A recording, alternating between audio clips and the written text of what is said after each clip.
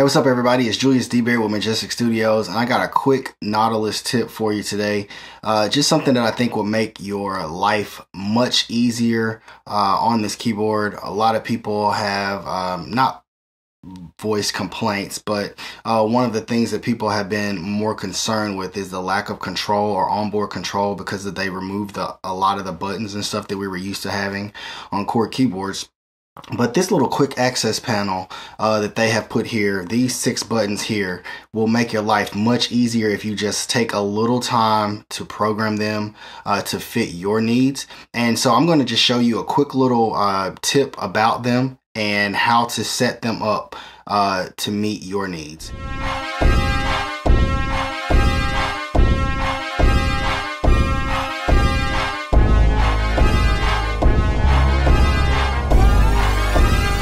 Alright, so first thing you want to do is, if you look in global mode, so you're going to go to mode, you're going to go to mode, then you're going to go to global, and then you're going to go to quick access. Okay, once you're in quick access, there are 4 presets, and then there's 4 user defined layouts that you can use for the board. If you look at number 1, that's the default one. It's got quick buttons for set lists, quick buttons to get to combination select by category, program select by category, whatever the current mode you're in, the art page, the current mode tone adjust page, and then the current mode controllers page. So that is what they felt like was the default best setting to have these quick access buttons on. But if you go across to the other ones, they have different setups depending on specific needs that would cater to the end user for the keyboard.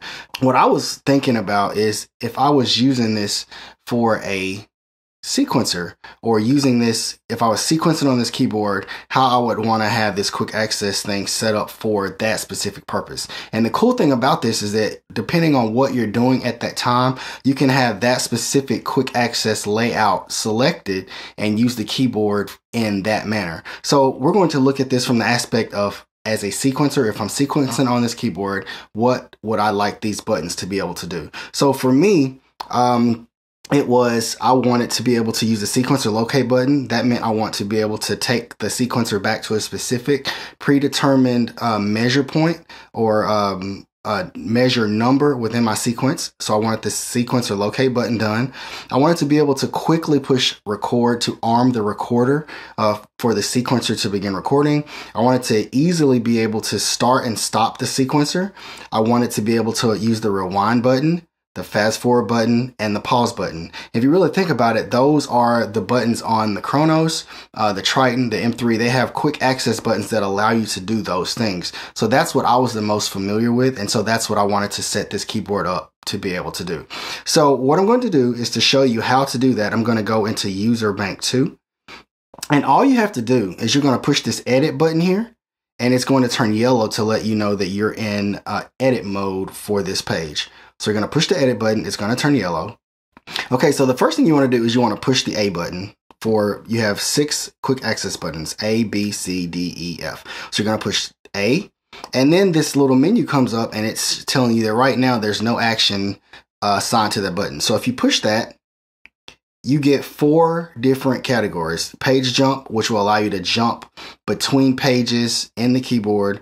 Current mode page, which is there will be menu selections based on whatever the current mode you're in. Sound browsing, which is being able to get around the categories and the banks of sounds, and then function. So what we're going to do for sequence, we're going to go to function. All right, so within function, there are several options for you to choose from, okay? And so all I did was I just selected locate for the first one. So I just pushed the locate button, and then I push X. And now, whenever I push this A button, the sequencer is going to go back to whatever that predetermined locate spot is. I went to B, and then I put arm the record. So we're going to push function again, and we're going to push record, push the X. Then we're going to go to C, and I think on this one I had to start and stop the sequencer. So we're going to go, well, that was already selected, start and stop button, push the X.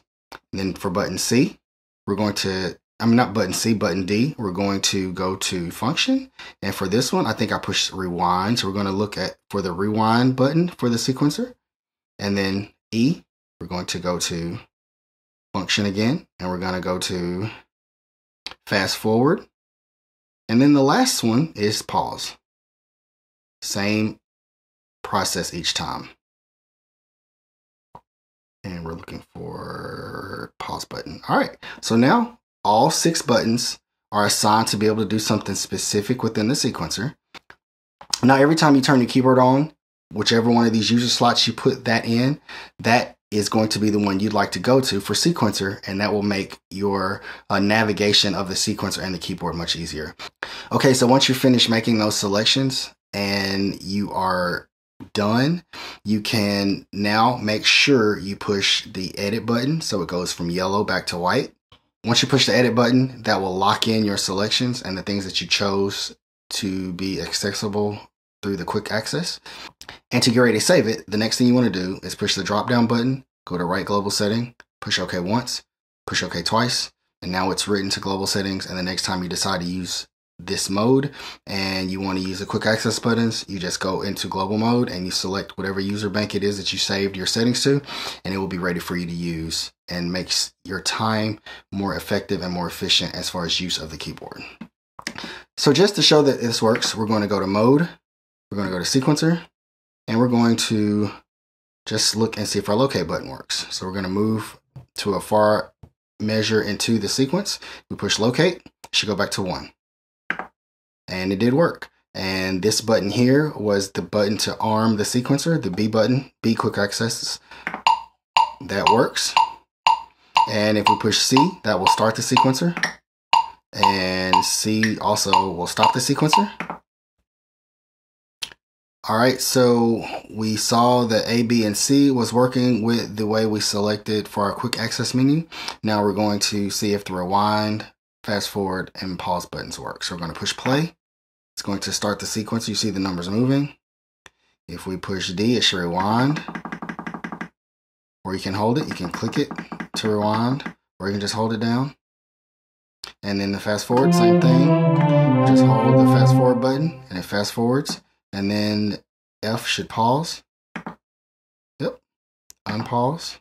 And C will stop it. I hope this quick tip helped you. This is Julius DeBerry with Majestic Studios, and today we did a quick tip on how to set up the quick access menu to be able to function most effective and efficiently for sequencer mode on the Nautilus. Hope you guys have a great day. Don't forget to like and subscribe to the channel and share the videos. Leave a comment. Let me know what else you guys want to know about the Nautilus, and we'll be here to help you out. Have a good one. Later.